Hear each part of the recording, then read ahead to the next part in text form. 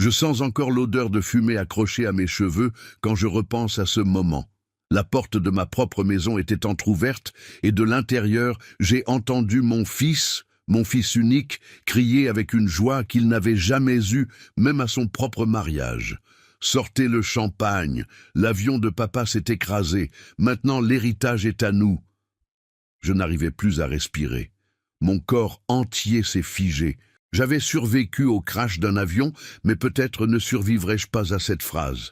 Le salon était illuminé, rempli de rires, de musique forte, de verres qui tintaient, et personne, absolument personne, ne semblait triste de ma mort supposée. Personne. Je me suis approché un peu plus, le cœur battant comme un tambour dans ma poitrine. Mon visage portait encore des égratignures. Mes bras tremblaient de fatigue, mes vêtements avaient brûlé par endroits. Je voulais juste rentrer chez moi, serrer mon fils dans mes bras, entendre sa voix dire « Dieu merci, tu es vivant ». Mais j'ai trouvé le contraire.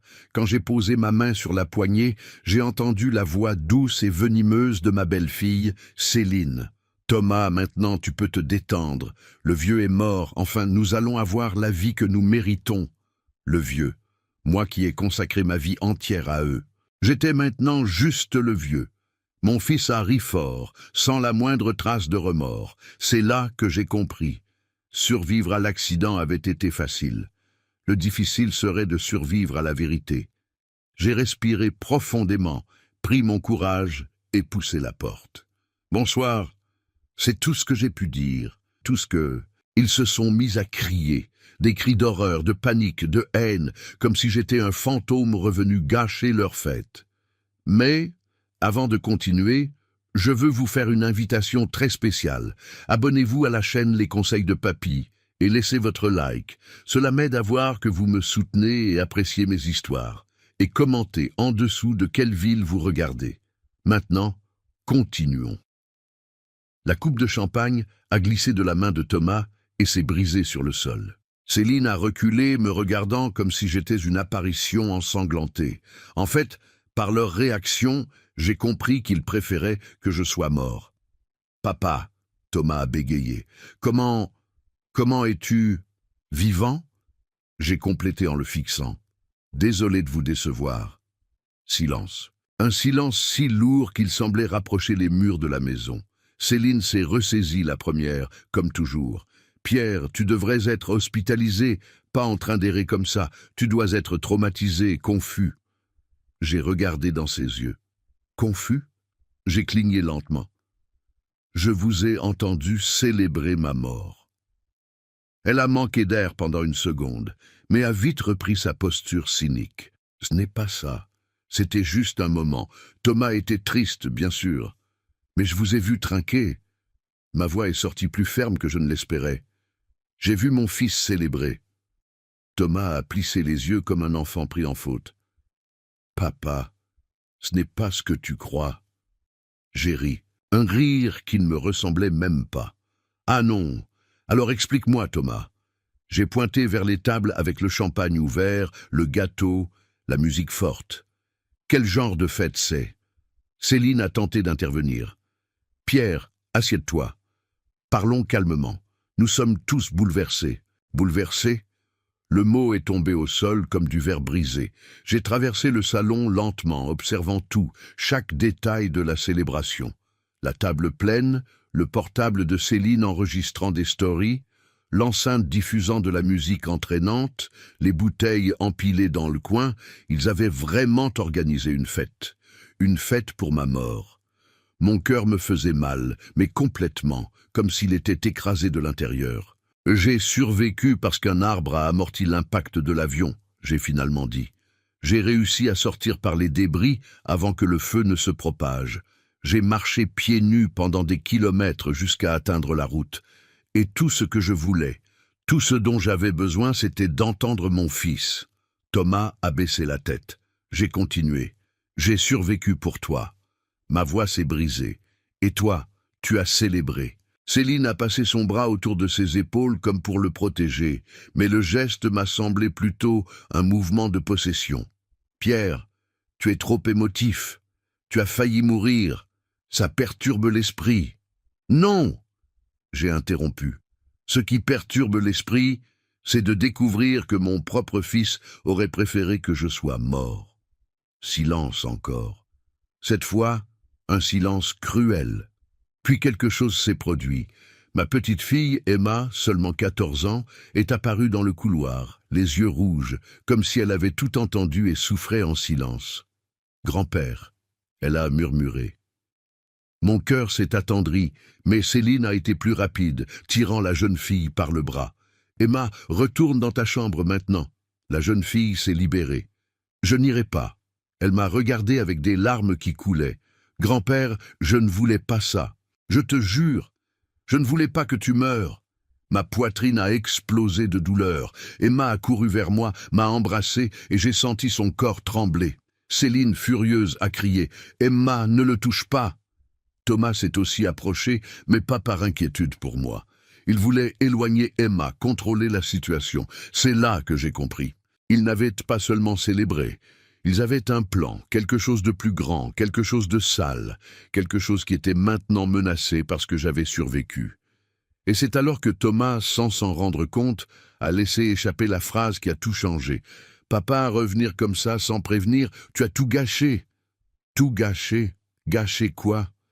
J'ai senti un frisson monter le long de mon dos. « Pierre, tu ne sais pas la moitié de… » Céline a tenté d'interrompre. « Tais-toi, Thomas. » Mais c'était trop tard.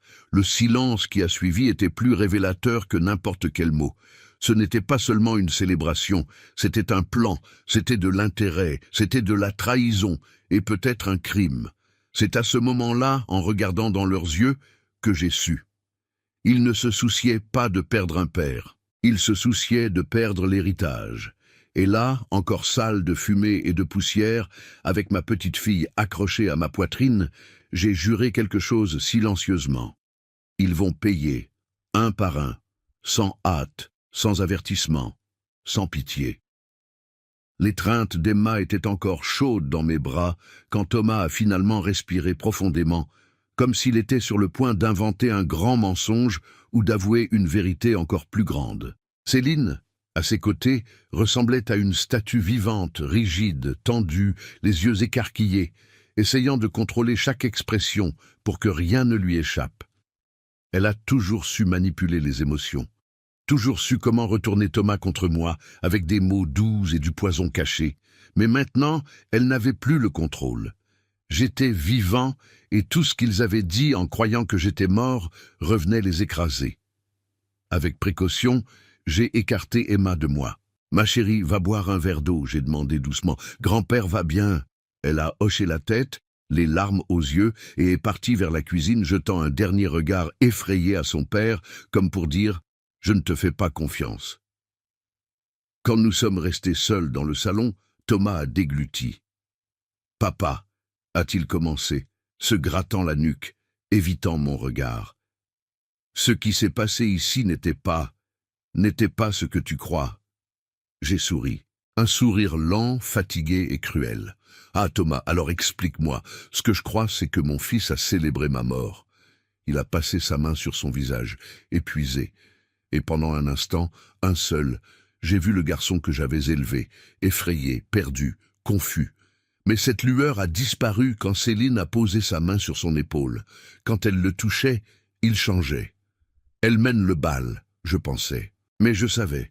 Celle qui a toujours tout commandé ici, c'était elle. Thomas a finalement parlé. Papa, nous étions soulagés. Le mot m'a coupé comme un couteau. Soulagé. J'ai répété sans y croire.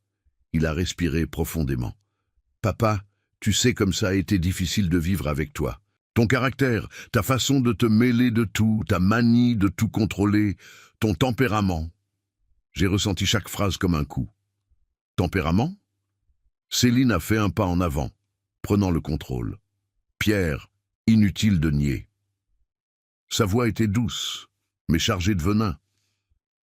Tu as toujours été difficile. Tu as toujours voulu que tout se passe à ta façon. Rien n'était jamais assez bien pour toi. Thomas vivait stressé à cause de toi. Ta présence ici pesait. J'ai ri, un rire amer, incrédule. Céline, j'ai passé 3 mois sans venir ici parce que vous ne me répondiez pas, et pourtant je pesais.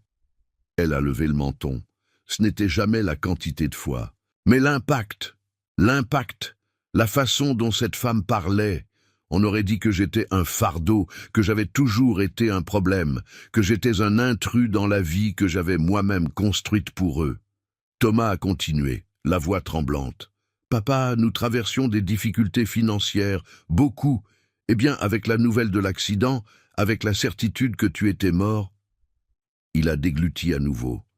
Nous étions soulagés parce que nous n'aurions plus autant de soucis. Autant de soucis? J'ai failli tomber par terre tant cette explication était absurde. Céline a complété. Thomas voulait arrêter de lutter, tu sais, il se sentait libre. Libre? J'ai élevé la voix.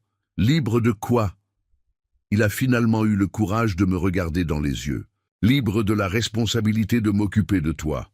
Cela m'a traversé comme un éclair. Moi, un homme de 67 ans qui s'occupe seul de sa propre vie depuis l'âge de 15 ans, j'étais considéré comme un poids, une responsabilité, un travail pour eux. Céline a insisté. « Pierre, nous ne disons pas que nous voulions ta mort, juste qu'avec ton éloignement permanent, nous aurions eu la paix. » La paix? J'ai demandé presque en murmurant. La paix financière, la paix émotionnelle, ou la paix d'avoir enfin ce que j'ai construit. Le silence a été confirmateur. Ils n'ont pas nié ni l'un ni l'autre. Mais Thomas a tenté de se défendre avec une vérité déformée. « Papa, tu sais que nous avons toujours eu une relation compliquée. Depuis que j'étais enfant, tu as toujours été rigide. » « J'ai été rigide ?» J'ai interrompu, sentant le sang monter. « Thomas, je me tuais au travail pendant que ta mère était malade. Je travaillais de nuit pour payer tes études privées. J'étais rigide parce que j'étais le seul adulte responsable. » Il a détourné les yeux. La vérité le brûlait, mais il préférait croire la version douce que Céline lui murmurait à l'oreille depuis des années. Céline, tentant de reprendre le contrôle de la conversation, a croisé les bras. « Écoute, nous pouvons admettre qu'il était inapproprié d'organiser cette réunion aujourd'hui. » Elle a regardé le sol comme si elle répétait de l'empathie. Thomas était bouleversé par tout. Il ne savait pas comment réagir à la douleur. J'ai avancé d'un pas. La douleur? Mon ton a augmenté. Je vous ai entendu crier que l'héritage est maintenant à nous. Quel genre de douleur est-ce, Céline? Elle a repoussé ses cheveux en arrière et a feint le calme. Nous étions choqués. C'était une réaction impulsive. N'importe qui agirait ainsi. N'importe qui, j'ai rétorqué. N'importe qui célébrerait la mort de son propre père. Elle a dégluti. J'ai regardé Thomas. Il était immobile, comme un garçon qui sait qu'il a fait une erreur, mais attend que quelqu'un le sauve. Je ne le sauverai jamais de ça. Plus maintenant. Et Thomas, ma voix est sortie plus basse, plus lourde. Pourquoi tu n'as pas pleuré quand tu as appris l'accident? Il a attendu quelques secondes, puis a dit « Parce que je n'ai pas ressenti de tristesse. » J'ai tremblé. C'était comme si le monde entier m'avait fermé ses portes. Ce fils que j'avais porté dans mes bras, dont je m'étais occupé quand il avait de la fièvre, que j'avais défendu à l'école quand on le traitait de bizarre. Ce fils n'avait pas ressenti de tristesse quand il pensait que j'étais mort. J'ai senti quelque chose en moi se briser silencieusement, définitivement. Céline a alors révélé la partie la plus importante, sans s'en rendre compte. « Pierre, nous n'avons pas eu le temps de réfléchir. » Une lueur de nervosité a traversé ses yeux. Tout était programmé pour demain. Programmé? Le mot est tombé comme une pierre. J'ai compris. Ils avaient quelque chose de prévu, d'agendé, de préparé. Je n'étais pas seulement un poids. J'étais un obstacle. Quelque chose d'énorme se cachait derrière cette fête. Un secret, un plan, un crime peut-être. Et à cet instant, le cœur explosant dans ma poitrine, j'ai eu une certitude. Je n'avais pas survécu à l'accident par hasard. J'avais survécu pour tout découvrir et détruire chaque partie de ce plan. Thomas a respiré profondément. « Papa, demain aurait été compliqué. Maintenant que tu es revenu, je ne sais pas comment nous allons expliquer tout ça. » J'ai fait un pas en arrière, puis un autre, encore un autre. Ils ont reculé, effrayés par ce qu'ils ont vu dans mes yeux. C'était la première fois en 67 ans qu'il me sentait dangereux. « Demain, vous alliez faire quoi ?» j'ai demandé. Céline a ouvert la bouche pour répondre. Thomas a tenté de l'en empêcher, mais trop tard. Elle a laissé échapper « Demain, vous alliez être déclaré incapable. » Ma respiration s'est arrêtée, puis mon sang a bouilli. Ils avaient tout préparé, tout signé, tout organisé. Ma mort était bonne, mais moi, vivant, ce serait encore mieux pour eux de tout me prendre. Je me suis retourné lentement, les fixant tous les deux. « Ah, mes chers, » j'ai murmuré, « vous ne savez pas l'enfer que vous venez de réveiller. » Et alors, pour la première fois depuis l'accident, j'ai souri. Un sourire qu'il n'oublierait jamais. Não, desculpe. Deixei incompleto. Vou continuar a adaptação completa do roteiro para o francês com todas as modificações culturais. Après que Céline a laissé échapper qu'ils allaient me déclarer incapable, quelque chose en moi non seulement s'est brisé, mais s'est réveillé. J'ai marché jusqu'au canapé et me suis assis lentement, comme si mes jambes étaient faites de verre. Thomas est resté debout, agité, ouvrant et fermant les mains, tandis que Céline m'observait simplement avec le regard calculé de quelqu'un qui essaie d'anticiper le prochain mouvement. J'avais besoin de silence, mais pas le silence qui fait mal, le silence qui révèle, et la première révélation est venue du passé. J'ai fermé les yeux et laissé les souvenirs remonter, comme l'eau d'un barrage qui se rompt. Quand Thomas est né, je n'avais que 19 ans. J'étais un garçon essayant d'être un homme dans un monde qui n'avait pas de patience pour la fragilité. Sa mère, elle était trop jeune pour comprendre la maternité, trop rêveuse pour affronter la réalité, trop fragile pour supporter le poids d'un enfant. Elle disait qu'elle allait changer, disait qu'elle m'aimait, disait que Thomas serait l'enfant qui rendrait tout différent, mais ce ne fut jamais le cas. Les années suivantes ont été faites de promesses vides, d'argent compté, de nuits éveillées essayant de m'occuper d'un bébé pendant qu'elle sortait avec ses amis, laissant des billets sur la table, disant que c'était trop de pression.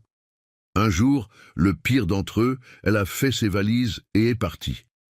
Juste comme ça. Un mot sur le réfrigérateur. Je ne suis pas faite pour ça. Pardon. Thomas avait 3 ans et me regardait avec des yeux qui demandaient où était maman. Plus jamais, j'ai murmuré ce jour-là, les larmes aux yeux, plus jamais tu ne manqueras de rien. Et ainsi, seul, sans argent, sans avenir, mais avec une certitude, je protégerai mon fils du monde et de lui-même, si nécessaire. J'ai trouvé du travail comme ouvrier dans une usine à Lille, puis comme livreur, après comme cuisinier dans un petit bistrot parisien. J'ai travaillé dans 4 emplois en même temps pour payer le loyer, la nourriture, les médicaments. Thomas n'a jamais su que je restais tard à nettoyer des toilettes pour acheter ses fournitures scolaires, n'a jamais su que je ne mangeais pas pour qu'il puisse bien manger, n'a jamais su que mes chaussures avaient des trous, tandis que les siennes étaient neuves. Mais les enfants savent rarement et apprécient encore moins. Quand il avait 12 ans, il a pleuré parce qu'il voulait une console de jeu. J'ai mis 2 ans à économiser des pièces cachées dans une boîte de café pour en acheter une d'occasion. Quand il a ouvert le cadeau, tu sais ce qu'il a dit? C'est tout? Ça a fait mal? Bien sûr que ça a fait mal.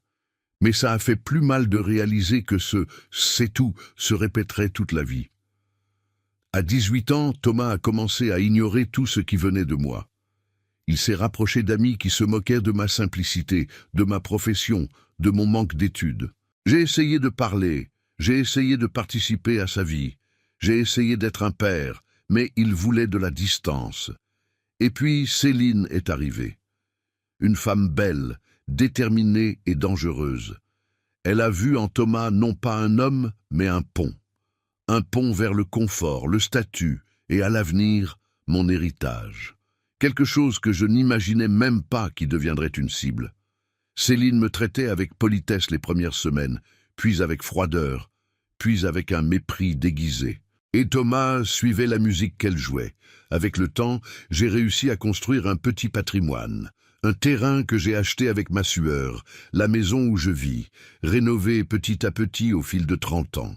Des économies gardées avec beaucoup d'efforts, rien de gigantesque, mais tout à moi, tout fruit de la pluie que j'ai affrontée, du froid que j'ai supporté, du sol que j'ai nettoyé. Et tout ce que j'avais, je pensais qu'un jour ce serait pour lui. Pas par obligation, mais par amour. Mais l'amour est aveugle, et parfois il nous met sur une route où nous sommes renversés sans avertissement. Quand Thomas s'est marié, Céline a tout fait pour couper le lien entre nous. Elle a menti sur moi aux voisins, m'a retiré des décisions de la maison, m'a exclu des conversations, a inventé des maladies que je n'avais pas, a dit à tout le monde que j'étais instable, difficile, sans condition de vivre seul. Et Thomas a cru, parce que pour lui, croire en elle a toujours été plus facile que de croire en moi. Un jour, quand j'ai entendu ma petite fille Emma me demander « Grand-père, pourquoi maman dit que tu es fou ?» J'ai eu la certitude que j'avais perdu Thomas pour toujours. Et j'avais perdu. Maintenant, en regardant tous les deux, me souvenant de tout ce que j'avais affronté, tout ce que j'avais construit, tout ce que j'avais donné, tout ce que j'avais supporté, j'ai compris. Ils n'avaient pas été corrompus soudainement.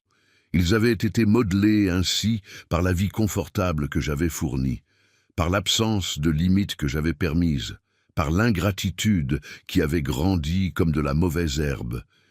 Et au fond, on récolte ce qu'on arrose. J'avais trop arrosé Thomas, et Céline s'en était nourrie. J'ai ouvert les yeux.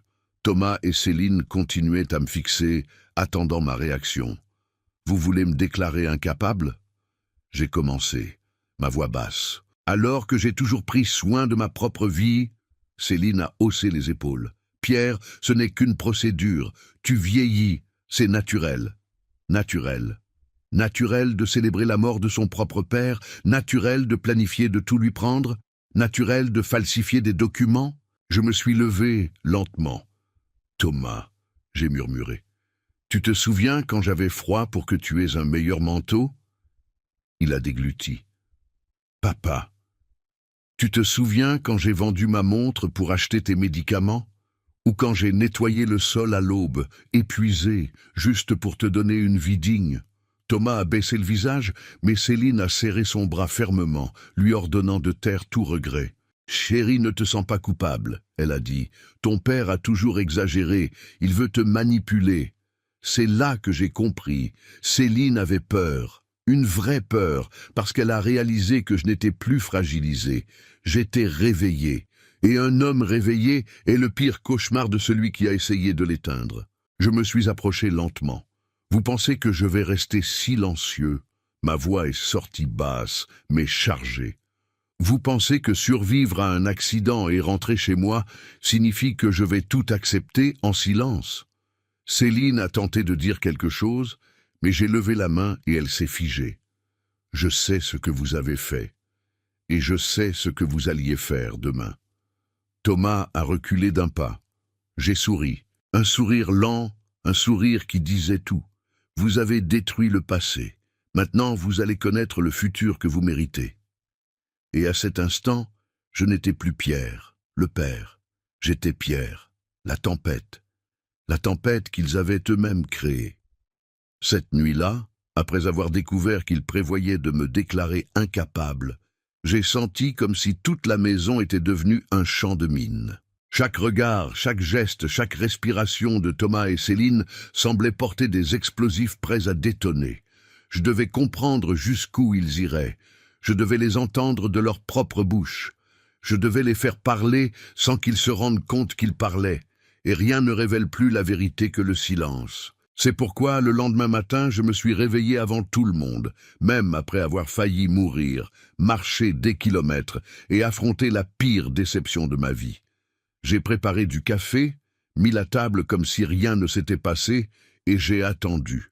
Céline a été la première à apparaître. Elle est descendue avec des cheveux impeccables, un maquillage léger, un parfum trop fort.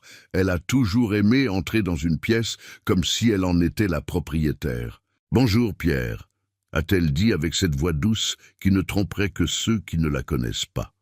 « Bonjour, Céline », j'ai répondu sans lever la tête du journal Le Figaro. Elle a froncé les sourcils, confuse. Ce n'était pas ce qu'elle attendait. Peut-être imaginait-elle que je me réveillerais en criant, en suppliant, en hurlant comme une victime. Mais j'avais appris une chose au long de ma vie. Le silence intelligent vaut plus que la fureur désespérée. Peu après, Thomas est apparu, cheveux en désordre, visage fatigué. Il ne semblait pas avoir bien dormi. « Papa » a-t-il commencé, hésitant. « On peut parler ?» J'ai plié le journal calmement. « Allons-y. » J'ai regardé dans leurs yeux à tous les deux. « Je veux que vous me racontiez tout, sans mensonge. » Ils ont échangé des regards. Cet échange silencieux était le signe clair que quelque chose de bien plus grand était caché. Céline s'est assise avec une élégance exagérée, croisant les jambes lentement. « Pierre, hier c'était un grand malentendu.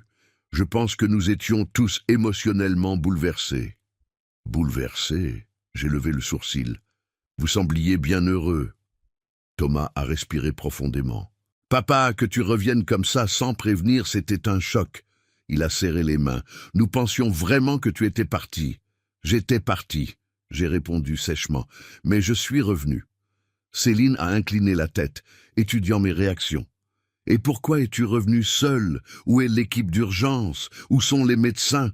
Les agents ?» J'ai perçu son intention. Céline essayait de voir si j'étais mentalement perturbé, désorienté, pour renforcer le récit de l'incapacité. J'ai respiré profondément. Elle n'aurait pas ce qu'elle voulait. Je suis vivant, lucide et pleinement conscient. J'ai répondu. Mais merci pour l'inquiétude soudaine. Céline a plissé le regard. Thomas a dégluti. Il était temps de conduire la conversation. Je veux que vous m'expliquiez. J'ai parlé calmement, comme quelqu'un qui demande du sucre. Pourquoi vous planifiez de me déclarer incapable demain? Céline a respiré profondément, préparant sa performance. Pierre, nous t'aimons vraiment? Les yeux s'humidifiant. Faux. Mais tu as un âge avancé, tu vis seul, tu refuses d'accepter de l'aide. De l'aide? J'ai ri sans humour. Vous ne me répondez même pas au téléphone. Elle a ignoré. Et avec tout le respect, parfois tu dis des choses qui n'ont pas de sens. Comme quoi? Elle a hésité. Elle n'avait pas d'exemple réel. Alors, elle a inventé. Comme quand tu as dit que tu avais peur d'être seul, puis que tu voulais vivre seul, puis que tu voulais déménager en province, puis que tu ne voulais pas aller chez le médecin. Je l'ai regardée, surprise. Je n'ai jamais dit la moitié de ces choses. Céline a haussé les épaules. La mémoire, Pierre, c'est normal d'oublier. J'ai respiré profondément. C'était clair. Il construisait un historique faux pour justifier la mise sous tutelle. Thomas, réalisant que sa femme allait un peu trop loin, a tenté d'adoucir. « Papa, j'étais juste inquiet. Tu souffres tellement. Tu cours tellement de risques. » Il s'est approché, a touché ma main. « Je ne voulais pas que tu sois vulnérable. » J'ai retiré ma main immédiatement. « Vulnérable ?» J'ai pointé ma poitrine. « J'ai survécu à un crash d'avion, Thomas. Celui qui semble vulnérable ici, c'est vous, en me voyant debout. » Céline est restée rigide. Thomas a rougi.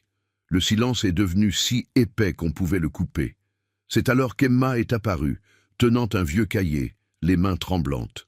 « Grand-père » elle a appelé doucement. Céline s'est retournée immédiatement. « Emma, retourne dans ta chambre. » Mais elle n'est pas retournée. « Je dois parler à grand-père » a-t-elle insisté fermement. « Et c'est important. » Mon cœur s'est serré. « Tu peux parler, ma chérie. » Elle m'a tendu le cahier, regardant sa mère avec un mélange de peur et de défi. « J'ai trouvé ça dans la chambre de maman et papa. Je pense que tu dois le voir. » Thomas a pâli. Céline est restée figée.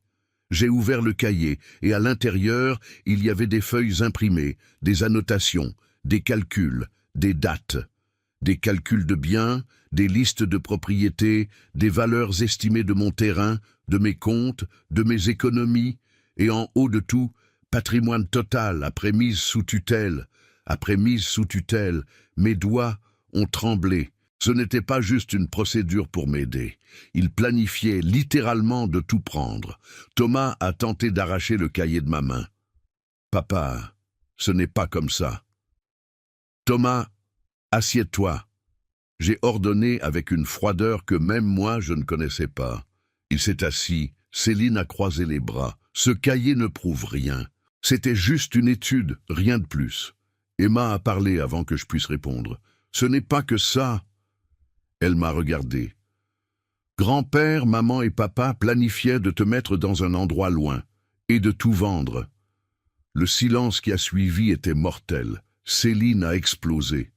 Emma, tais-toi. Tu ne sais pas ce que tu dis. La jeune fille s'est recroquevillée mais a continué. Je les ai entendus parler dans le bureau. Maman a dit que le vieux doit disparaître pour qu'on vive bien. Elle m'a regardé en pleurant. Elle a dit ça, grand-père. Céline a avancé. Petite menteuse. Je me suis levé. Si tu touches à ma petite fille, Céline, ma voix est sortie basse, ferme et menaçante. Je jure que tu souhaiteras que je sois mort dans cet accident. Céline s'est figée.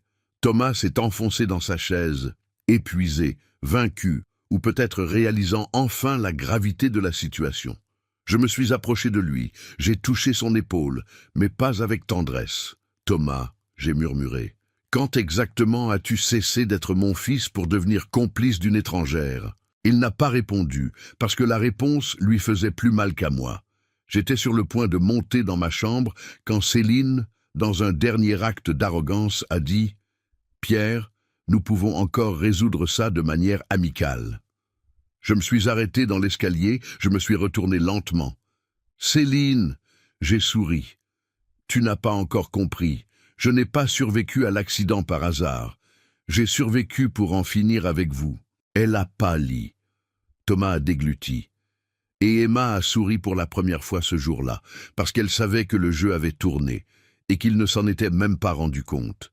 J'ai monté les escaliers lentement, sentant le poids des années dans mes genoux, mais sentant aussi quelque chose de bien plus fort se lever en moi, un courage que je ne me connaissais pas moi-même.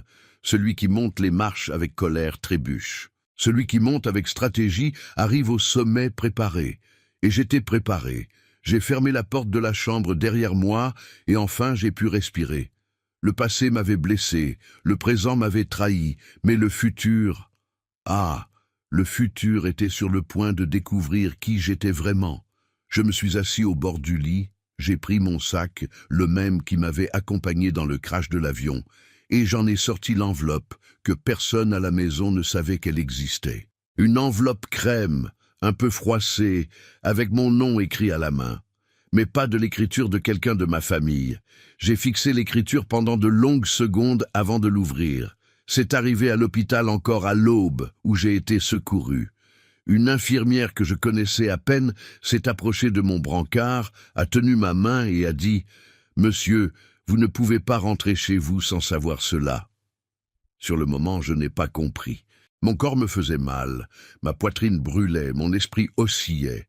Mais elle m'a remis cette enveloppe comme quelqu'un qui remet une vérité sur le point d'exploser. Et là se trouvait une lettre de 5 pages, écrite par l'avocat de mon ex-femme décédée. J'ai respiré profondément et j'ai commencé à relire mot par mot, me souvenant de l'impact que j'avais ressenti la première fois. « Pierre, votre ex-femme a laissé quelque chose pour vous avant de mourir. » J'ai plissé les yeux. Elle ne laissait rien à personne, surtout pas à moi. Mais j'ai continué à lire. Elle a laissé une assurance vie, une assurance que Thomas et Céline ignorent. Mon cœur s'est emballé. Une assurance en mon nom. Cette femme qui m'avait abandonné, qui m'avait laissé seul avec un petit enfant. J'ai continué. La valeur est significative et ne peut être accessible que par vous personnellement. Toute tentative de tiers annule le bénéfice. J'ai respiré profondément, essayant de traiter l'information. Votre ex-femme m'a demandé de ne remettre cette lettre à personne d'autre que vous, car elle craignait que Thomas soit manipulé par Céline. Des larmes sont montées à mes yeux. Elle savait. Même absente, détruite, défaillante, elle savait. Elle a demandé que si un jour vous couriez un réel danger dans votre propre maison, vous vous souveniez de cette assurance et l'utilisiez pour vous protéger. J'ai fermé les yeux, sentant le poids de tout. Réel danger. Oui, c'était exactement ce que je vivais. Quand j'ai ouvert les yeux, j'ai essuyé une larme solitaire et j'ai continué à lire. Il y avait plus, beaucoup plus. L'avocat révélait aussi que mon ex-femme avait laissé, cachée au nom de tiers, une petite propriété rurale en Provence, un mas isolé, également destiné à moi. Un endroit sûr, un refuge. Et une phrase finale. Utilisez votre silence comme arme, Pierre. Il n'imagine pas ce que vous avez entre les mains. J'ai plié le papier lentement. La lettre brûlait entre mes doigts, brûlait vraiment. Parce que maintenant j'avais quelque chose que Thomas et Céline n'imagineraient jamais. J'avais le pouvoir. Et pour la première fois en décennies, ce n'était pas émotionnel, c'était réel, légal, monumental. Je suis descendu les escaliers lentement, tenant la lettre dans mes mains. Thomas était assis sur le canapé avec le visage perdu, comme un garçon qui savait qu'il avait fait le pire choix de sa vie. Céline, cependant, était debout, les bras croisés, prête pour une autre attaque. Quand ils m'ont vu, ils se sont redressés. Ils savaient que quelque chose avait changé. « Nous devons parler », j'ai annoncé calmement. Céline a roulé des yeux. « Pierre, on peut laisser ça pour plus tard, nous avons déjà eu assez de drames pour une journée. » Je n'ai pas répondu. C'est maintenant.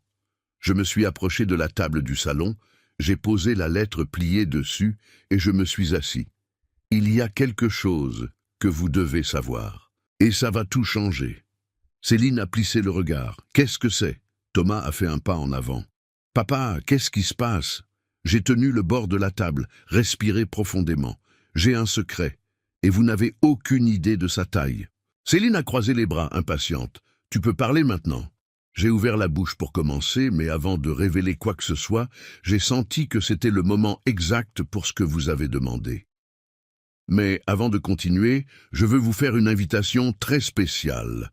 Abonnez-vous à la chaîne Les Conseils de Papy et laissez votre like. Cela m'aide à voir que vous me soutenez et appréciez mes histoires. Et commentez en dessous de quelle ville vous regardez. Maintenant, continuons. Thomas était pâle. Céline semblait prête à avancer. J'ai ouvert l'enveloppe lentement, révélant la première ligne. Ceci, j'ai touché le papier, est une lettre que j'ai reçue à l'hôpital. Et elle concerne ta mère, Thomas. Thomas a retenu son souffle. Ma mère? Oui, j'ai répondu. Ta mère. Et ce qu'elle m'a laissé avant de mourir. Céline a écarquillé les yeux. Laissé quoi? J'ai senti la tension monter dans l'air. La pièce entière semblait se rétrécir. Vous essayez de me déclarer incapable de prendre ma maison, mes économies, ma vie. J'ai regardé profondément dans leurs yeux à tous les deux. Mais vous ne saviez pas que j'ai quelque chose de bien plus grand, quelque chose que vous ne pourrez jamais toucher. Céline s'est approchée, essayant de voir le papier. Qu'est-ce qu'il y a dans cette lettre? J'ai souri. Un sourire lent, affûté. La partie la plus intéressante, c'est que l'argent de l'assurance est à mon nom, uniquement à mon nom. Et toute tentative de votre part d'interférer annule le bénéfice. Céline a pâli. Thomas a ouvert la bouche, choqué. Et j'ai continué. Et ce n'est pas tout. J'ai pris la deuxième page de la lettre. Ta mère a laissé une propriété, petite mais de valeur en Provence. Et elle est aussi à mon nom, 100% intouchable. Le silence qui a suivi était presque beau. Céline, pour la première fois depuis que je la connaissais, a perdu sa posture, a perdu le contrôle, a perdu le masque. C'est un mensonge. Elle a bégayé. J'ai posé la lettre sur la table, la poussant lentement dans sa direction. Alors, lis. Elle n'a pas touché le papier, n'a pas osé. Thomas s'est effondré sur le canapé, tenant sa tête avec les deux mains. Ma mère a fait ça. Elle l'a fait, j'ai répondu, parce qu'elle savait exactement comment tu serais influencé. Je me suis levé lentement. Et vous savez quelle est la meilleure partie? Céline m'a fixé, la respiration lourde. Je n'aurais pas besoin de vous prendre quoi que ce soit, parce que vous n'avez jamais eu rien qui soit vraiment à moi. Je me suis approché de la porte, mais à partir de maintenant, je me suis arrêté, me retournant sur le côté, les regardant par-dessus mon épaule. Je vais reprendre chaque chose que vous m'avez volée, le respect, la dignité, la paix, et j'ai donné le coup final. Et vous n'imaginez même pas ce que j'ai encore découvert. Vous n'êtes même pas proche. » Céline est restée immobile.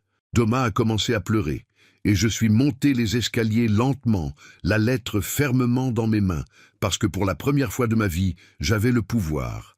Cette nuit-là, la maison semblait respirer différemment. L'air était dense, lourd, presque humide, comme s'il pressentait la tempête que j'étais sur le point de déverser sur elle. Allongé dans le lit, tenant la lettre de l'avocat contre ma poitrine, je décidais du prochain pas. Ce n'était plus le moment des lamentations, c'était le moment de la stratégie. Parce que celui qui survit à un accident ne revient pas pareil, il revient affûté. J'ai entendu des pas dans le couloir, des pas légers, impatients, suivis d'un murmure étouffé. Je me suis levé doucement, j'ai marché jusqu'à la porte et je l'ai ouverte juste une fente. Thomas et Céline étaient dans le couloir en train de discuter en chuchotant, mais leur désespoir était si grand qu'il devenait impossible de cacher ce qu'ils disaient. « Tu as tout détruit, Thomas », a sifflé Céline. « C'était censé être discret, c'était censé être progressif. »« Moi ?» Céline a craché. « C'était ton idée idiote de célébrer avant. Si tu étais resté silencieux, il n'aurait jamais rien découvert. » J'ai dit ça sans réfléchir. Je pensais qu'elle était vraiment morte. Eh bien, tu as pensé de travers. Céline crachait les mots comme du poison. Et maintenant, il est revenu avec cette histoire d'assurance, ce mas, cette lettre. Ça change tout, Céline. Tout. Thomas était presque en train de pleurer. Elle a roulé des yeux. Si tu me laisses lui parler, je peux arranger ça. Thomas a tenu son bras avec force. Arrête, Céline, arrête de penser que tu peux tout contrôler. Il a respiré profondément. Il a la lettre, il a l'argent, il a la propriété. Sa voix s'est brisée. Et pire, il a la vérité. Céline s'est dégagée avec violence. Alors qu'est-ce que tu vas faire, Thomas, hein? Tu vas t'agenouiller et demander pardon? Tu vas t'abaisser? Thomas est resté silencieux pendant de longues secondes, puis a répondu « Si c'est ce qu'il demande, je le ferai. » Céline est restée sous le choc. Je n'avais jamais vu un masque se briser aussi rapidement. « Tu es un faible », a-t-elle dit empoisonnée. Il a reculé d'un pas, et j'ai tout compris. Dans ce couloir, Thomas n'était déjà plus seulement mon fils aveugle. C'était un homme vaincu. Céline n'était pas la femme de la maison, c'était juste une usurpatrice perdant le contrôle. Et moi je regardais le début de leur chute. J'ai fermé la porte doucement, sans faire de bruit, et je suis retourné au lit. Environ une demi-heure plus tard, j'ai entendu des coups doux. « Papa, on peut parler ?» La voix de Thomas était si basse qu'elle ne lui ressemblait presque pas. « Entre !» j'ai répondu. Il a ouvert la porte lentement comme un enfant repentant et s'est assis au bord du lit. « Papa !» il a commencé, sa voix défaillant. J'ai tourné mon regard vers lui. Cet homme de 40 ans ressemblait à un garçon de 8 ans, essayant de demander pardon après avoir cassé le vase préféré de son père. Il a respiré profondément. « J'ai eu tort », a-t-il dit. « Enfin, j'ai eu très tort. » Il a regardé le sol. « Je n'ai pas d'excuses. » Je suis resté silencieux. Il a continué. « Céline, elle m'a fait pression. Elle disait que tu devenais confus, que tu pouvais faire des bêtises, que tu étais fragile. » J'ai levé le menton. « Et tu l'as cru ?» Il a fermé les yeux. J'ai voulu la croire, parce que c'était plus facile de croire Céline que d'affronter mes propres erreurs. Je suis resté silencieux. Et il s'est effondré. Je pensais que si tu partais, tout serait plus simple.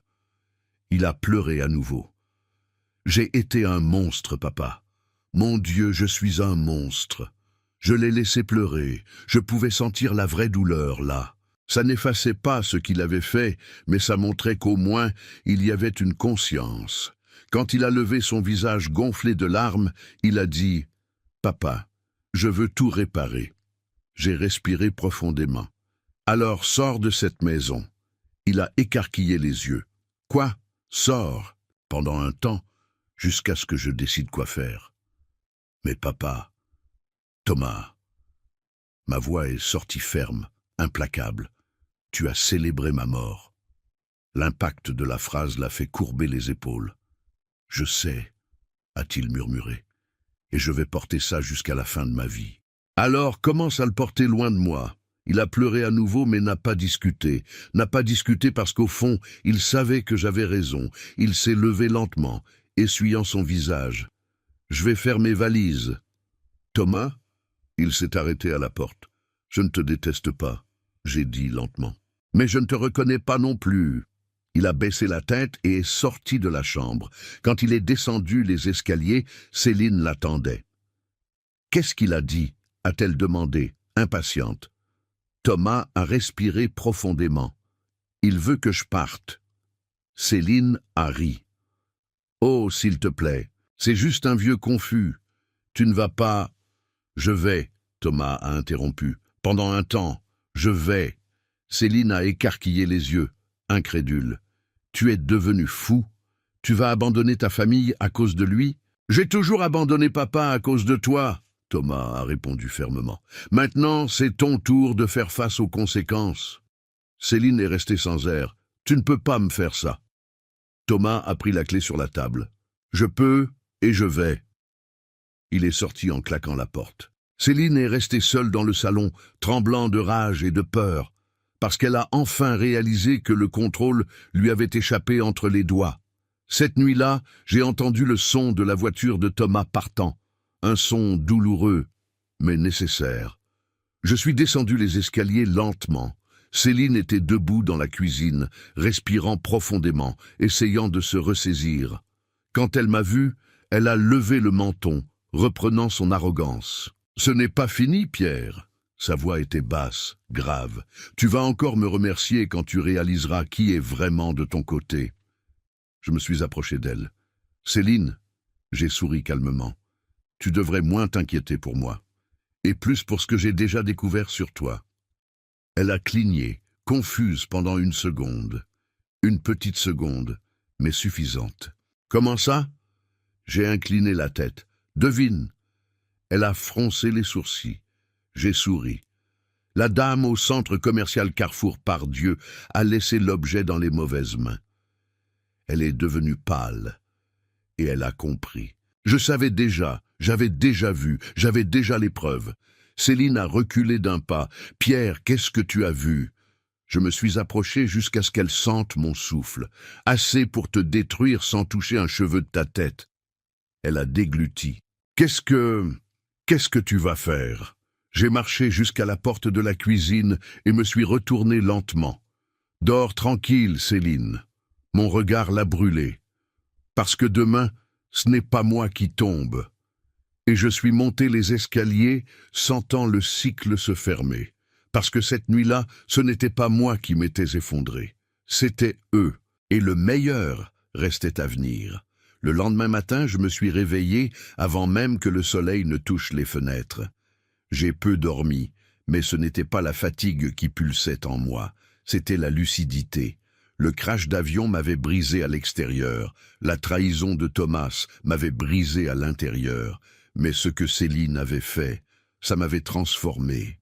Et ce que cette dame mystérieuse au centre commercial avait mis dans ma main était la clé de tout. Je me suis levé lentement. J'ai marché jusqu'à la coiffeuse et j'ai ouvert le dernier tiroir. Entre les chaussettes, les vieux parfums et les lettres jaunies, il y avait le petit objet qui pourrait détruire Céline. Je l'ai retiré avec précaution.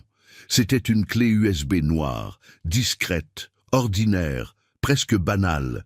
Mais parfois les choses les plus dangereuses viennent dans un emballage simple.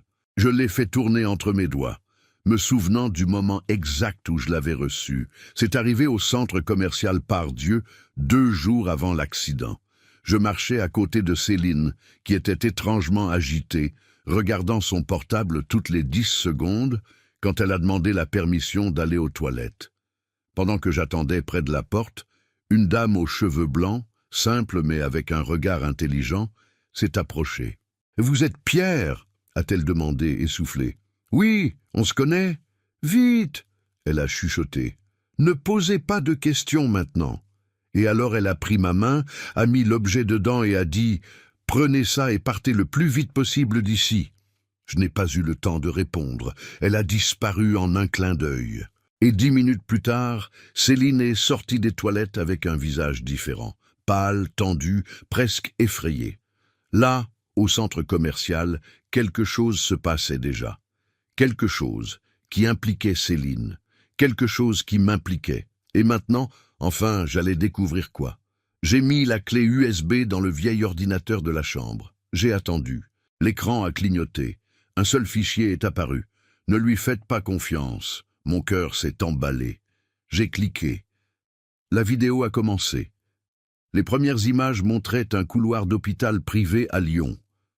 Le filmage était tremblant, comme s'il avait été fait cacher par quelqu'un marchant vite. La caméra est entrée dans une pièce. J'ai vu Céline assise devant un homme en costume sombre. Mon sang s'est glacé. Il parlait, chuchotait, planifiait. La caméra a zoomé. Maintenant, c'était possible d'entendre. « Il ne peut pas savoir », disait Céline, tendue. « S'il sait, ça gâche tout. » L'homme a croisé les mains. « Du calme.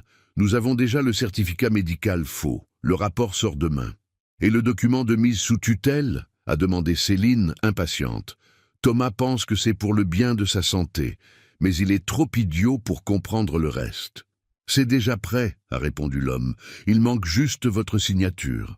Et votre beau-père n'aura plus jamais accès à son propre argent, encore moins à la maison. » Céline a souri. Un sourire froid, cruel, le sourire de quelqu'un qui voit la victoire arriver. « Parfait, » a-t-elle dit. « Je le veux hors du chemin, le plus tôt possible. » J'ai haleté. Mes yeux ont brûlé. Mais la douleur n'était pas de tristesse, c'était de rage, profonde, limpide, affûtée. La vidéo a continué. Maintenant, il parlait de moi, de mes comptes, de mon terrain, du mas que je ne savais même pas que j'avais hérité.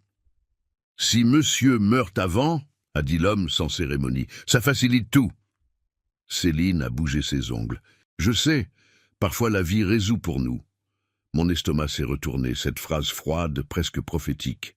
« Il va voyager en avion cette semaine ?» a demandé l'homme. Céline a souri. « Oui, j'ai même déjà noté le numéro du vol. J'ai senti le sol disparaître sous mes pieds. Elle savait du vol, elle savait de l'itinéraire, elle savait de l'avion. » L'homme a répondu « Parfait, parfois la vie aide vraiment. » L'enregistrement s'est terminé. J'ai fermé le couvercle du portable lentement, tremblant. Mon cœur battait trop fort, comme s'il voulait déchirer ma poitrine. Ce n'était pas une coïncidence, ce n'était pas le destin, ce n'était pas un accident. Céline savait, Céline avait planifié. Céline comptait sur ma mort, et la dame mystérieuse qui m'avait remis la clé USB. Probablement quelqu'un qui avait découvert le plan, quelqu'un qui avait essayé de me sauver sans pouvoir parler, quelqu'un qui avait risqué sa propre vie pour remettre cette preuve. Je suis resté assis sur le lit pendant de longues minutes. Ma respiration était courte, mes doigts tremblaient, mais mon esprit était clair comme du verre. Finalement, j'avais toutes les pièces. Thomas manipulé, Céline criminelle, l'avocat impliqué, les documents, les certificats faux, la mise sous tutelle planifiée, la célébration de ma mort, la hâte de m'effacer. Et maintenant, j'avais les preuves. Des preuves qui pourraient détruire Céline, des preuves qui pourraient mener l'avocat corrompu en prison, des preuves qui révéleraient à mon fils la vérité qu'il refusait de voir. J'ai fermé les yeux, et pour la première fois depuis l'accident, j'ai vraiment souri. Un sourire lent, plein de tempête. Parce que maintenant, j'avais entre les mains non seulement le pouvoir, mais la justice et la vengeance. La vengeance propre, la vengeance documentée. Le type de vengeance que personne ne peut éviter. Je suis descendu les escaliers avec la clé USB dans la main. Céline était dans le salon en train de regarder son portable. Quand elle m'a vu, elle a levé le menton, mais son regard a tremblé. Elle a pressenti, elle a senti, elle savait. « Céline !» j'ai appelé calmement. Elle a répondu avec un filet de voix. « Quoi? Qu'est-ce qu'il y a ?» J'ai levé la clé USB. « Tu te souviens de la dame du centre commercial Pardieu ?» Son visage s'est effondré en panique pure. « Quoi? Qu'est-ce qu'il y avait là-dedans ?» J'ai souri lentement. « Tout, absolument tout. » Elle est devenue blanche, blanche comme du papier. J'ai fait un pas en avant. Tu as essayé de me détruire, Céline, essayé de me voler, essayé de m'effacer, essayé de retourner mon fils contre moi. Elle a reculé d'un pas. Pierre, je peux expliquer. Tu ne peux pas. Ma voix est devenue plus ferme que jamais. Et pire, tu ne vas pas. Je me suis approché lentement comme une ombre. Tu sais ce qui est le plus ironique? J'ai souri. Tu m'as appelé le vieux, mais c'est toi qui as sous-estimé la mauvaise personne. Elle a haleté. Qu'est-ce que tu vas me faire? J'ai tendu mon bras avec la clé USB. Tout ce que tu mérites. Et beaucoup, beaucoup plus. Ses yeux se sont remplis de larmes, mais pas de repentir, de peur. Et alors, comme un murmure de tempête, j'ai complété « Parce que maintenant, c'est mon tour ».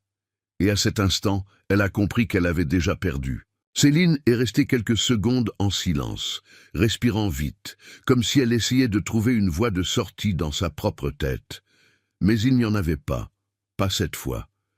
Je tenais la clé USB entre mes doigts, sentant le poids invisible de cette petite arme. « Pierre !» elle a chuchoté, « ne fais rien de précipité. »« Précipité ?»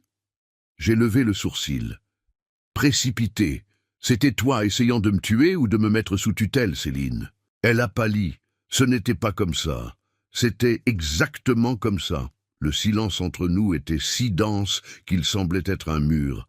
Céline a tenté de reprendre le contrôle, a redressé les épaules, a mis le menton en avant et a lâché. « Si tu ouvres la bouche sur cette vidéo, tu vas détruire ton propre fils avec moi. » Il savait. J'ai marché jusqu'au canapé et me suis assis, croisant les jambes calmement. Thomas ne savait pas le pire. J'ai répondu. Il a été faible, lâche, ingrat, mais pas criminel. J'ai regardé profondément dans ses yeux. Toi, si. Elle a tenté d'argumenter. Il était d'accord. Il voulait la mise sous tutelle. Et tu as tout manipulé? J'ai incliné la tête. Tu penses vraiment que Thomas aurait eu le courage de falsifier des certificats médicaux, de se réunir avec des avocats corrompus, de suivre mes pas, de connaître le vol, de noter le numéro? Tu penses vraiment qu'il aurait eu la capacité de planifier une mort? Ses mains tremblaient. Elle savait. Je savais. C'est alors que la porte d'entrée s'est ouverte. Un bruit sec, lourd. Thomas est entré, le visage fatigué, les yeux rouges, comme quelqu'un qui n'avait pas dormi une minute. « Papa !» il a commencé, mais s'est figé en voyant la clé USB dans ma main. « Qu'est-ce que c'est ?» Céline a tourné le corps si vite qu'elle a failli trébucher. « Thomas, chéri, il interprète tout de travers. Ils essaient de nous séparer. » Je n'ai rien dit. J'ai juste tendu la clé USB vers lui. « Mets ça dans l'ordinateur !» j'ai ordonné. Il a hésité. « Mais maintenant, papa ?» Le ton de ma voix a fait trembler l'air. Il a dégluti, a allumé le portable du salon et a connecté la clé USB. Le fichier s'est ouvert tout seul. Céline a couru vers lui et a tenu son bras. « Ne regarde pas, Thomas, c'est un montage. Elle veut te retourner contre moi. » J'ai juste répondu. « Alors prouve-le. » Le silence est tombé comme un éclair. Thomas a appuyé sur play. Tout le salon a été pris par le son de sa propre femme. Il ne peut pas savoir. Le certificat sort demain. La mise sous tutelle facilite tout. S'il meurt, j'ai déjà noté le numéro du vol. Chaque phrase était un coup de poignard. Chaque image, une révélation assassine. Chaque soupir de Céline dans la vidéo était un coup final dans la façade d'innocence qu'elle avait soutenue pendant des années. Thomas a porté sa main à sa bouche. Les larmes sont venues avant les mots. « Céline !» il a murmuré, trahi, détruit. « Qu'est-ce que tu as fait ?» Céline tremblait, mais a tenté de se ressaisir. « C'est un montage, Thomas. C'est tout un montage. Elle veut nous séparer. » Il a crié. La vidéo te montre toi, ta voix, ton visage, tes dialogues, le numéro du vol de mon père. Céline a reculé d'un pas, puis d'un autre. Chérie, s'il te plaît, essaie de comprendre, a-t-elle murmuré, désespérée. J'essayais juste de protéger notre famille. J'ai ri doucement, dangereusement. Protéger? J'ai demandé, en essayant de tuer le patriarche? Thomas s'est tourné vers Céline. Tu savais du vol? Tu savais de l'horaire? Tu savais de l'accident? Il a fermé les yeux, horrifié. Tu as célébré quand tu pensais qu'il était mort. Céline a tenté de tenir à nouveau son bras, mais il l'a repoussé d'un coup sec. « Ne me touche pas !» Sa voix était étrange, brisée. « Tu as tout détruit, Céline, tout. » Elle est tombée à genoux. « Thomas, je t'aime, j'ai fait ça pour nous deux. Il t'a toujours contrôlé, humilié, traité comme un enfant. » J'ai serré les lèvres. C'était son dernier masque. Et il s'effritait. Thomas a marché jusqu'à moi, la respiration tremblante. « Papa, je ne savais pas ça, je te jure. Je n'ai jamais imaginé qu'elle... » J'ai mis un doigt sur ses lèvres. « Je sais que tu ne savais pas, mais tu as choisi de ne pas voir. » Il a pleuré. J'ai eu tort, mais papa, laisse-moi réparer. Je l'ai regardé pendant de longues secondes. Et là, pour la première fois en années, j'ai vu non pas l'homme manipulé, mais le garçon brisé, essayant de se relever. « Tu peux commencer maintenant, » j'ai murmuré. Il a essuyé son visage avec ses mains. « Qu'est-ce que je fais ?» J'ai regardé Céline, tombée au sol, agrippant son propre corps comme si le monde s'effondrait. Et il s'effondrait vraiment. D'abord, j'ai répondu, « Éloigne cette femme de ta vie. » Thomas a respiré profondément et a dit, « Céline, sors de ma maison. » Sa réaction a été instantanée. « Tu ne peux pas faire ça, je suis ta femme. »« Tu l'étais, » Thomas a murmuré. « Maintenant, tu es la personne qui a essayé de tuer mon père. » Elle est tombée en arrière, comme si elle avait reçu un coup physique. « Thomas, s'il te plaît, ne me fais pas ça. Je n'ai nulle part où aller. » Il n'a pas dévié le regard. « Tu aurais dû y penser avant d'essayer de tuer quelqu'un. » Elle a sangloté. « J'ai fait ça pour nous. »« Non, » Thomas a crié. « Tu as fait ça par avidité, pour l'héritage, pour l'argent. » Il a respiré profondément. « Et j'ai été assez idiot pour croire tout ce que tu disais. » Céline n'avait plus d'arguments, ni de masque, ni d'allié. Elle s'est levée lentement, le visage gonflé, taché, et alors, vaincue, a dit « Ça ne va pas rester comme ça. » J'ai souri. « Ça va. Et ça va encore empirer. » Elle m'a lancé un regard mortel, mais pour la première fois, ce n'était pas une menace. C'était de la peur pure. Elle a pris son sac et sorti en titubant et a claqué la porte. L'impact a résonné dans la maison comme un tonnerre. La première chute était arrivée, et ce ne serait pas la dernière. Thomas s'est assis sur le canapé, couvrant son visage. « Papa, qu'est-ce que je fais maintenant ?» Je me suis approché, j'ai mis ma main sur son épaule. « Maintenant, Thomas, tu vas raconter tout ce que tu sais, toute la vérité. » Il a levé son regard fatigué. « À qui ?» J'ai incliné la tête. « À la police !» Il a écarquillé les yeux. « La police ?» « Oui. » Ma voix est sortie ferme. « Parce que ce que Céline a essayé de faire n'est pas juste une trahison. C'est un crime. » Et quand Thomas a finalement hoché la tête, comprenant le poids de tout, j'ai su avec une certitude absolue. La chute de Céline n'était que le début. La vraie justice arrivait, et elle viendrait avec moi en première ligne. Thomas est resté assis sur le canapé pendant quelques secondes, respirant comme s'il avait couru des kilomètres. Je ne l'avais jamais vu aussi détruit, jamais aussi lucide. C'était comme si, pour la première fois de sa vie, il voyait la gravité des choix qu'il avait faits et de ceux qu'il avait laissés faire pour lui. Je me suis approché lentement. « Thomas !» j'ai appelé. « Je veux que tu comprennes une chose. » Il a levé ses yeux rougis. « Quoi ? » « Ce que Céline a fait n'est pas de ta faute, mais ce que tu l'as laissé faire l'est. » Il a fermé les yeux douloureusement, mais n'a pas contesté. « Je sais, papa, je sais. » Je me suis assis à côté de lui. « Ce que nous allons faire maintenant n'est pas de la vengeance, c'est de la justice. » Il a respiré profondément. « Alors, allons à la police !» J'ai hoché la tête. « Oui, allons-y !» Notre première destination a été le commissariat central de Lyon. J'ai arrangé mes documents, pris la clé USB et appelé un VTC. Je ne risquerais pas de marcher dans les rues à côté de Thomas avec son état émotionnel.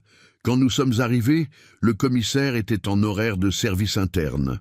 Mais il m'a suffi de dire « j'ai des preuves de fraude, tentative d'escroquerie, falsification documentaire et possible connexion avec un accident aérien ». Il a levé la tête immédiatement. Nous avons été conduits dans une salle réservée. Le commissaire a commencé à noter les faits. Nom, Pierre Dubois, 67 ans. J'ai respiré profondément. Survivant du vol AF 941. Ses yeux se sont écarquillés. Celui qui s'est écrasé dans les Alpes. Celui où ils ont confirmé des morts. J'ai hoché la tête. Il s'est écrasé. Mais j'ai survécu. Il a incliné la tête, impressionné. Et pourquoi affirmez-vous qu'il y a eu tentative d'homicide ? J'ai ouvert mon sac et sorti la clé USB, parce qu'il y avait des gens qui planifiaient ma mort avant le vol et qui célébraient après. Thomas a baissé le regard, honteux.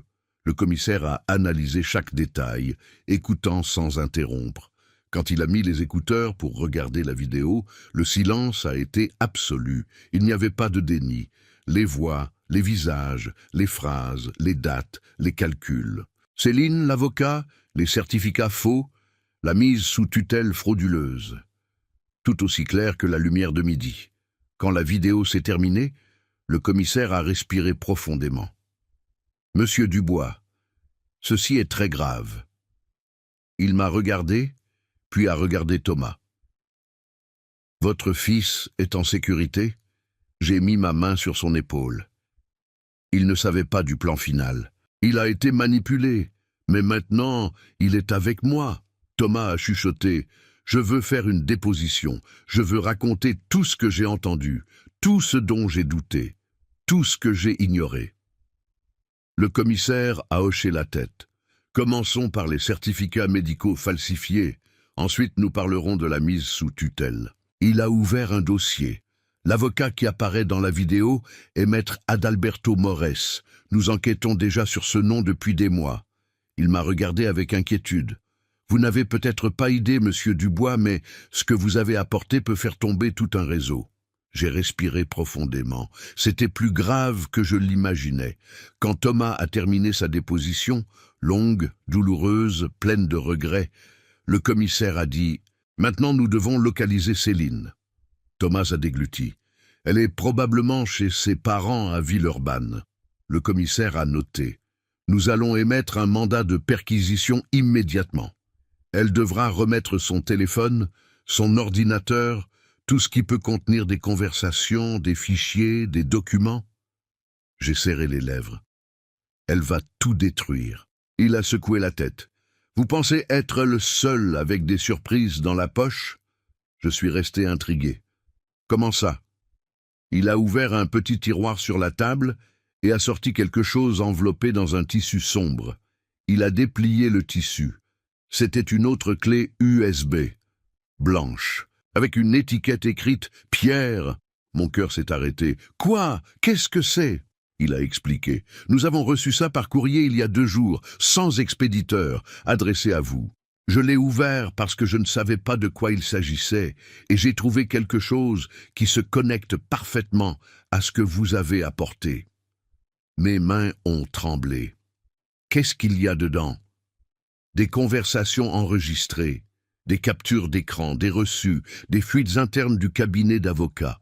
Il m'a regardé sérieusement, tout indiquant que Céline ne planifiait pas seulement votre mise sous tutelle. Elle planifiait de prendre le contrôle de tout, même du patrimoine de Thomas. Thomas a écarquillé les yeux. « Quoi ? Elle allait me voler à moi aussi ?»« Oui, » a confirmé le commissaire. « Dès que votre père mourrait ou serait mis sous tutelle, vous seriez déclaré incapable émotionnellement, et elle serait votre représentante légale. » Thomas s'est levé brusquement. « C'est absurde. C'est trop de méchanceté. » J'ai mis ma main sur la sienne. « Fils, » j'ai regardé profondément dans ses yeux. « Maintenant tu comprends avec qui tu étais marié. » Il s'est effondré sur sa chaise. J'allais tout perdre. Il a passé ses mains sur son visage. J'allais perdre toute ma vie. Le commissaire a rassemblé les documents. Le processus a été enregistré, les preuves annexées, les dépositions enregistrées. À la fin de l'après-midi, le commissaire est revenu dans la salle. « Bonne nouvelle, nous avons trouvé Céline. » Mon cœur s'est accéléré. Ouh, elle essayait de fuir la ville. Il a lâché un rire ironique. Seul dans un taxi avec 2 valises à main. Thomas a murmuré « Elle savait que le filet allait se refermer. » Le commissaire a continué. La mauvaise nouvelle, elle était en train de détruire son portable au moment où nous l'avons abordé. Mais nous sommes arrivés à temps. J'ai fermé les yeux. C'était la première fois depuis longtemps que je me sentais protégé. Peu de temps après, nous avons reçu la nouvelle. Céline avait été arrêtée. Thomas s'est effondré en larmes silencieuses. Je n'y crois pas. Je n'y crois pas qu'elle m'ait fait ça. À nous, à ma famille. J'ai dit calmement. Elle n'a jamais été de la famille, Thomas. La famille n'utilise pas ta fragilité contre toi. La famille ne souhaite pas ta ruine. La famille ne planifie pas la mort du père de quelqu'un. Il a pleuré plus fort. Papa, j'ai tout gâché. Non, j'ai tenu son visage. Tu reconstruis tout maintenant. Et à ce moment-là, dans ce commissariat froid, avec les murs tachés et l'odeur de vieux café, j'ai compris une vérité simple et profonde. La justice n'était pas venue pour sauver ma vie. Elle était venue pour me la rendre. Thomas a essuyé ses yeux, a respiré profondément et a demandé « Et maintenant, papa, qu'est-ce qui vient après ?» J'ai souri lentement. « Maintenant, fils ?» Mon regard s'est rétréci, ferme, décidé. Maintenant vient le règlement final, parce que Céline est tombée. Mais il y avait quelqu'un d'encore plus important à faire tomber. Il m'a regardé, confus. Qui? Moi-même. Le Pierre naïf. Le Pierre qui a trop fait confiance. Le Pierre qui a souffert en silence. J'ai respiré profondément. Celui-là, oui, devait être enterré, et donner place à l'homme que j'ai toujours été, l'homme qu'ils n'ont jamais imaginé affronter. Le silence de l'aube semblait me parler quand je suis rentré à la maison. Ce n'était pas un silence ordinaire. C'était le type de quiétude qui précède de grands changements. Le son discret du monde, respirant profondément avant de tourner une page. J'ai fermé la porte doucement. Le salon était comme nous l'avions laissé il y a des heures. Sauf pour un détail. Une grande enveloppe marron reposait sur la table, mon nom écrit à la main. Je reconnaissais l'écriture immédiatement. Thomas. J'ai serré l'enveloppe contre ma poitrine pendant quelques secondes avant de l'ouvrir. À l'intérieur, j'ai trouvé son certificat de mariage avec Céline, les procurations qu'elle lui avait fait signer, le faux contrat de mise sous tutelle, et une lettre. Mes doigts ont tremblé quand je l'ai déplié. Papa, si tu lis ceci, c'est parce que j'ai dû prendre de la distance. Pas de toi, mais de moi-même. Mon cœur s'est serré. J'ai besoin de réapprendre à être quelqu'un qui ne dépend de personne pour penser. J'ai besoin de reconstruire ma vie sans être manipulé. Et surtout, j'ai besoin de récupérer le fils que tu as élevé et que j'ai laissé disparaître. J'ai soupiré profondément, sentant chaque phrase comme une étreinte douloureuse. Je ne sais pas combien de temps je vais rester loin, mais je reviendrai. Pas comme le Thomas qui t'a blessé, mais comme le Thomas que tu mérites. Je t'aime, même quand je ne semble pas capable de le démontrer. Ton fils, Thomas. J'ai fermé les yeux et laissé la lettre reposer dans mes mains. La douleur était grande, mais l'espoir, lui, était énorme. Il essayait. Pour la première fois de sa vie, il essayait. Le lendemain matin, j'ai été appelé au commissariat. Céline voulait me parler. Le commissaire a demandé « Vous acceptez ?» J'ai hoché la tête. « Oui, c'est nécessaire. » J'ai été conduit dans une salle vitrée où elle était assise, débraillée, le visage gonflé, les cheveux en désordre. Rien de cette femme arrogante et venimeuse ne restait. Quand elle m'a vu, Céline a écarquillé les yeux. « Pierre, s'il te plaît, écoute-moi. » Je me suis assis en face d'elle. « Parle. » Elle a respiré profondément, comme si elle était sur le point de se noyer. Je ne voulais pas que ça arrive à ce point. Je me suis désespéré. Tout m'échappait des mains. Les mots sortaient en sanglots. J'avais peur de tout perdre, tu comprends. J'ai répondu calmement. « Alors tu as décidé que je devais tout perdre à ta place. » Elle a secoué la tête en pleurant. « Je n'ai jamais voulu te tuer.